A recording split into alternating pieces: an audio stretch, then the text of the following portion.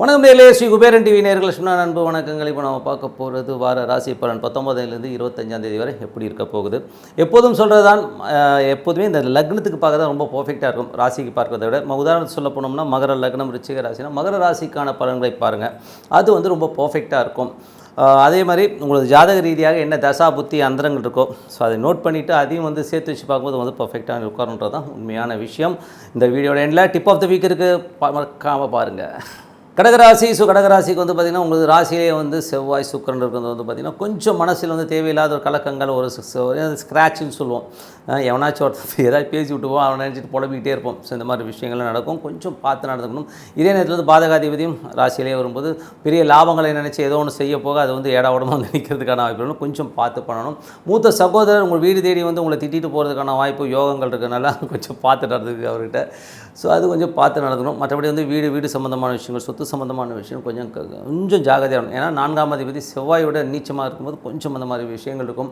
புதிய தொழில் திட்டம் தொடங்கலாம், புதுசாக வந்து நம்ம பிஸ்னஸ் பண்ண போகிறோம், அது பண்ண போகிறோம், இது பண்ண போகிறோம் போது அதில் வந்து சின்ன கலக்கங்கள் இருக்கும். கொஞ்சம் பயம் வருவதற்கான வாய்ப்பு, கொஞ்சம் தள்ளி போகிறது நல்லது. ஏன்னா உங்களுக்கு 10ஆம் அதிபதி செவ்வாய் வந்து பார்த்திங்கன்னா நீச்சமாக இருக்கிற இந்த காலகட்டத்தில் நீங்கள் தொழிலுக்குன்னு போய் அப்ரோச் பண்ணுற ஆளுங்கள்லாம் கொஞ்சம் கேவலமானவனாக இருப்பான், கொஞ்சம் ஏடாவடமான ஆளாக வருவதற்கான வாய்ப்பு இருக்குன்னா கொஞ்சம் கவனமாக இருக்க வேண்டிய காலம். இப்போதைக்கு வந்து தொழில் ரீதியான விஷயங்களில் நியூட்ரலாக பண்ணிகிட்ருக்க விஷயத்தை மட்டும் பண்ணிட்டு வரணும், புதுசாக ஆரம்பிக்காமல் இருக்கிறது ரொம்ப நல்லது. மற்றபடி 2ஆம் அதிபதி சூரியன். ஸோ 2ஆம் அதிபதி சூரியன் வந்து 12 இருக்கும்போது குடும்பத்திற்காக நிறைய கடன் வாங்கி நல்ல ஒரு விஷயங்கள், சுப நிகழ்ச்சி விஷயம் பண்ணுறது, இந்த மாதிரி விஷயங்கள்லாம் நடப்பதற்கான இப்போ ரொம்ப சிறப்பாக இருக்குது. ஆனால் என்னென்னா செலவு அதிகமாக ஸோ அது ஒன்றும் பண்ண முடியாது.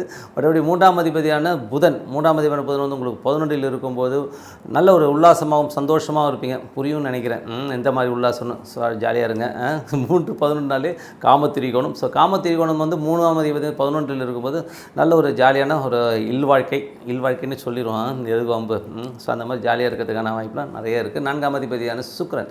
4ஆம் அதிபதி சுக்கிரன் வந்து உங்களுக்கு ராசியிலே இருக்கும்போது தாயார் வந்து வீட்டுக்கு வந்து திட்டிட்டு போகிறது, அண்ணன் வந்து திட்டிட்டு போகிறது, இந்த மாதிரி விஷயங்கள்லாம் இருக்கும். ஏன்னா வந்து நீச்ச செவ்வாய் இருக்கும்போது தேவையில்லாத ஒரு விஷயங்களுக்காக கொஞ்சம் டென்ஷனாக இருக்கிறதுக்கான வாய்ப்புலாம் நிறைய இருக்குங்க. 5ஆம் அதிபதி. ஸோ 5ஆம் அதிபதி செவ்வாய் வந்து உங்களுக்கு ராசியிலே இருக்கும்போது என்ன மாதிரி விஷயம்னா குழந்தைகள் வந்து கொஞ்சம் மனம் நோகிற மாதிரி விஷயங்களே நடந்துப்பாங்க. ஸோ கொஞ்சம் கஷ்டம்தான் பட்டது. கொஞ்சம் வந்து பசங்க வந்து எதனா மனம், கலைஞர்களுக்கு வந்து சின்ன அவமானங்கள் ஏற்படுவதற்கான வாய்ப்பும் நிறைய இருக்குது. 10வது 12வது படிக்கிற பசங்களாம் வந்து கொஞ்சம் கேர்ஃபுல்லாக படிங்க, கொஞ்சம் டைவர்ஷன்ஸ் வர்றதுக்கான வாய்ப்பும் நிறைய இருக்குது. மற்றபடி வந்து பார்த்திங்கன்னா 6ஆம் அதிபதியான குரு. ஸோ 6ஆம் அதிபதியான குரு வந்து பார்த்திங்கன்னா உங்களுக்கு 10ல் இருக்கிறது வந்து நல்ல லாபங்களை கொடுக்கும், நல்ல ஏற்றங்களை கொடுப்பதற்கான வாய்ப்புலாம் இருக்குது. சில நேரங்கள் வெளிநாடு செல்லலாம் அப்படின்னு நினைப்போம், நிறைய பேருக்கு வரும். பட் என்னென்னா இப்போ வந்து குரு வந்து கேதுவுடைய ஸ்டாரில் போகும்போது கொஞ்சம் வேலையில் வந்து நிறைய கேள்விகள் கேட்பாங்க. ஸோ அந்த வேலை செய்கிற இடங்களில் வந்து நிறைய நீ ஏன் இப்படி பண்ண அப்படி பண்ண நிறைய கேள்விகள் கேட்பாங்க. ஸோ அதுக்கு வந்து நீங்கள் வந்து இந்த பௌர்ணமி காலகட்டங்களில் வந்து சித்த சமாதிகளுக்கு போகிறதுனால அதனால் ரிலீஃப் கிடைக்கிறதுக்கான வாய்ப்புலாம் ரொம்ப சிறப்பாக இருக்குது. 7ஆம் அதிபதியான சனி வந்து 8ல் இருக்கும்போது கணவன் மனைவிக்கு நடுவில் நிறைய கருத்து பேதங்கள், ஒரு டென்ஷன் வருவதற்கான வாய்ப்புலாம் நிறைய இருக்குது. ஸோ கொஞ்சம் பார்த்து நடந்துக்கும். இது யாருக்கு மேஜராக நடக்கணும், கடக லக்னமாக இருந்து சனி திசை புத்தி அந்தரம் நடக்கிறவங்களுக்கு வரும். ஸோ அதனால் கொஞ்சம் பார்த்து நடந்துக்கிறது ரொம்ப நல்லது. மற்றபடி வந்து பார்த்திங்கன்னா 9ஆம் அதிபதி. ஸோ 9ஆம் அதிபதியான குரு வந்து ஒரு 10ல் இருக்கிறது வந்து பார்த்திங்கன்னா வேலையில் சரி, வேலை பார்க்குறவங்களுக்கு வந்து வெளிநாடு பிரயாணம், வேறு ஒரு ஊருக்கு வந்து மாற்றல் ஆகிறதுக்கான வாய்ப்புகள் இருக்குது. அதே தொழில் செய்பவர்களுக்கு வந்து வேலை நிமித்தமாக, அதாவது தொழில் சம்மந்தமான விஷயங்கள், வெளிநாடு ட்ராவல் பண்ணணும், ஸோ வெளிநாட்டில் நான் தொழில் ஆரம்பிக்கணும், இல்லை வெளிநாட்டுக்கு போகணுங்கிறவங்களுக்குலாம் வந்து ரொம்ப சிறப்பான காலகட்டம். ஏன்னா 9ஆம் அதிபதி 10ல் இருக்கும்போது தொழில் ரீதியான விஷயம் நல்ல ஒரு ஏற்றங்கள் கிடைப்பதற்கான வாய்ப்பு நல்லாவே இருக்குது. பட் என்னென்னா சில நேரங்களில் வந்து கையை விட்டு கொஞ்சம் காசும் போக தான் செய்யும். ஸோ ஆனால் ஏற்றம் இருக்கும்னா கண்டிப்பாக ஏற்றம் இருக்கும். அதே மாதிரி வெளிநாடு சென்று படிப்புக்கணும் அப்படின்னு நினச்சிக்கிறவங்களும் நல்ல படிப்பு வருவதற்கான வாய்ப்பு, படிப்பதற்கான சந்தர்ப்பங்கள் கிடைப்பதற்கான வாய்ப்பு ரொம்ப சிறப்பாக இருக்குது. 11ஆம் அதிபதி இடத்துல வந்து பார்த்திங்கன்னா புதன் இருக்கிறது வந்து நல்ல விஷயங்களை கொடுக்கும். ஸோ 11ல் வந்து பார்த்திங்கன்னா 12ஆம் அதிபதி மற்றும் 3ஆம் அதிபதியின் போது நல்ல ஒரு லாபங்களை கொடுத்தாலும் கொஞ்சம் அந்த காமத்திரிகோணமான ஸ்பேஸாக இருக்கிறதுனால கொஞ்சம் பார்த்து நடந்துக்குங்க. எதிர் வீட்டு ஜன்னல் அதெல்லாம் வந்து பார்க்காம இருக்கிறது ரொம்ப நல்லது. இது ஏன்னா இதனால் வந்து பக்கத்து வீட்டுக்காரங்க உங்களுக்கு சண்டை வராமல் இருக்கணும், அதுதான் மேஜர், வேறு ஒன்றும் இல்லை. மற்றபடி வந்து எல்லாமே சிறப்பு தான். என்னை பொறுத்தவரை வந்து பிரார்த்தனை. ஸோ காலையில் எழுந்து மனதார வந்து இறைவனை பிரார்த்தனை பண்ணும்போது கண்டிப்பாக நம்ம அடுத்த லெவல் முன்னேறுவதற்கான வாய்ப்பு ரொம்ப சிறப்பாக இருக்குது. ஸோ அதனால் பிரார்த்தனை பண்ணுங்கள். Tip of the week. So tip of the வீக்கில் வந்து என்ன பார்க்க போகிறோம்னா திருமண பொருத்தம். ஸோ திருமண பொருத்தத்தில் ஏகப்பட்ட இது கான்ட்ரவர்சிஸுங்க. எல்லாருமே என்ன நினைக்கிறேன்னா ஒரு ரெக்கனர் மாதிரி வச்சுருக்காங்க. ஸோ ஒரு ரெக்கனரை வச்சுக்கிட்டு இத்தனை பொருத்தம் இருக்குது, 9 பொருத்தம் இருக்குது, 10 பொருத்தம் இருக்குன்னு வீட்டிலே பார்த்துலாம். நீங்கள் வந்து ஒரு புத்தக கடை, நான் ஆன்மீக புத்தகம்லாம் விற்கிறாங்க இல்லையா, அந்த கடைங்களுக்கு போனீங்கன்னா உங்களுக்கு வந்து ஒரு 50 ரூபா கொடுத்தீங்கன்னா அந்த ஒரு புக்கு கிடைக்குங்க. ஸோ அதில் வந்து பெண்ணின் நட்சத்திரத்துக்கு ஆணின் நட்சத்திரத்துக்கும் இந்த இத்தனை பொருத்தங்கிறது ரெடி ரெக்கனராகவே வந்துடும். ஸோ இந்த நட்சத்திரமாக இந்த பொருத்தமாக 9 பொருத்தம், 8 பொருத்தம், 6 பொருத்தம், அது ரஜ் இருக்கா இல்லையான்றது எல்லாமே சொல்லிடும். ஸோ அந்த மாதிரி ரெக்கனர் விற்கிறாங்க. ஆனால் இது வந்து எந்த அளவுக்கு வந்து நடைமுறையில் வந்து சாத்தியம் அப்படின்னு பார்த்தீங்கன்னா, இது வந்து ஒரு 20% தாங்க ஏற்றுக்க முடியும். ஏன்னா இது வந்து அவ்வளோ பெருசாக ஒர்க் ஆகலைங்கிறது தான் உண்மை.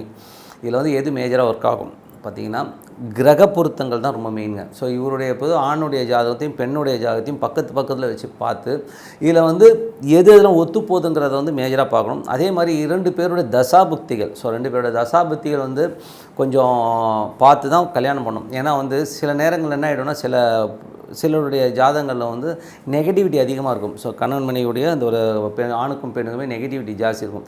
அதுக்கு வந்து நம்ம பொருத்தம் பார்க்கும்போது எப்படி பண்ணோன்னா, இப்போ உதாரணம் சொல்ல போனால் எனக்கு ஒரு லேட்டஸ்ட் கிளைண்ட் வந்து பார்த்த ஒரு அனுபவம் தான்.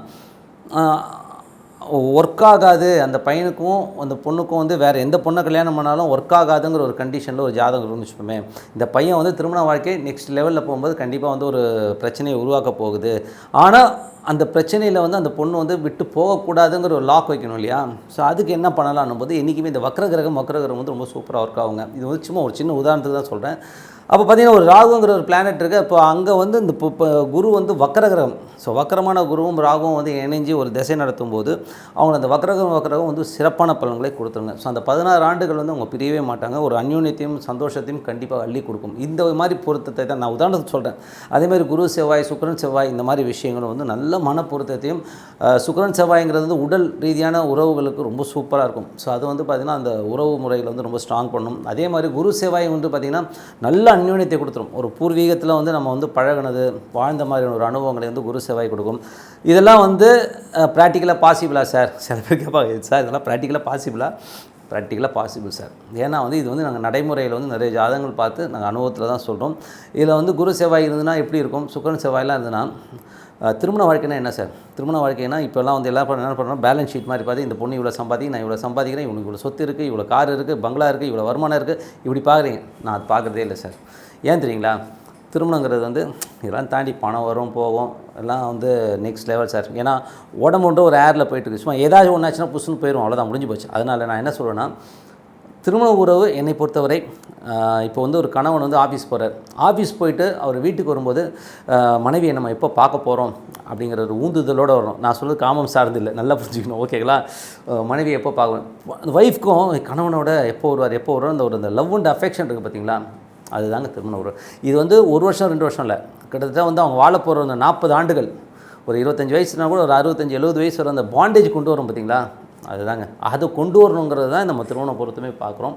ஸோ அதில் வந்து பார்த்திங்கன்னா இந்த மாதிரி பொருத்தம் பாருங்கள், ஜாதகத்தை வைத்து நீங்கள் பொருத்தம் பாருங்கள். அதே நெகட்டிவிட்டியான ஒரு ஜாதகத்துக்கும் வேறு ஒரு நெகட்டிவிட்டியை ஜாயின் பண்ணும்போது அது சிறப்பான பலன்கள் அவங்களுக்குள்ள ஒரு அந்யோன்யத்தை கண்டிப்பாக உருவாக்கும், திருமண உறவை பலப்படுத்துங்கிறது தான் இந்த வாடி டிப் ஆஃப் தி வீக். அதனால் நீங்கள் வந்து பொருத்தம் இந்த மாதிரி பொருத்தத்தை ஜோதிடரை பார்க்க சொல்லுங்கள். 2 ஜாதகத்தையும் வச்சு பார்த்து சொல்லுங்கள் சார், ரெண்டுமே ஒத்து போகுமான்னு பார்க்க சொல்லுங்கள். அந்த மாதிரி ஜோதிடத்தை நீங்கள் வந்து தேர்ந்தெடுக்கும் போது ஒரு சிறப்பான மன வாழ்க்கை கிடைக்கும்ன்றது தான் டிப் ஆஃப் தி வீக்கில். நன்றி, வணக்கம். ஸ்ரீ குபேரன் டிவியை பார்த்தமைக்கு நன்றிகள். மேலும் இது போன்ற தகவல்களை தெரிந்து கொள்ள ஸ்ரீ குபேரன் டிவியை சப்ஸ்கிரைப் செய்யுங்கள். மறக்காமல் பெல் ஐக்கானை கிளிக் செய்யுங்கள்.